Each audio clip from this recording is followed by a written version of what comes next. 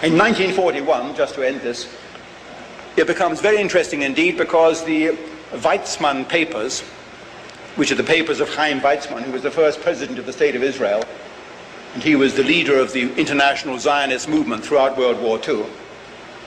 The Weizmann archives, foolishly or wisely, gave me complete access to all the...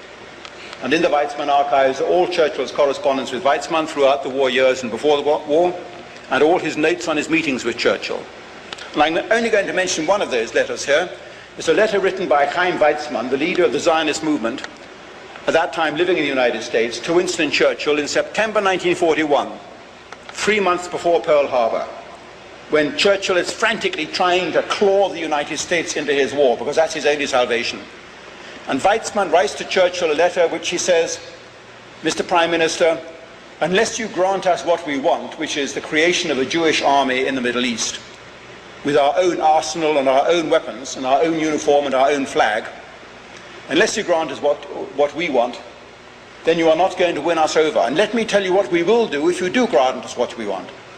If you grant us our wishes, then we will act on your behalf in the United States. And remember, Mr. Churchill," he writes in this letter, "remember, we are the only powerful, unified bloc in the United States which solidly backs the British cause in this war."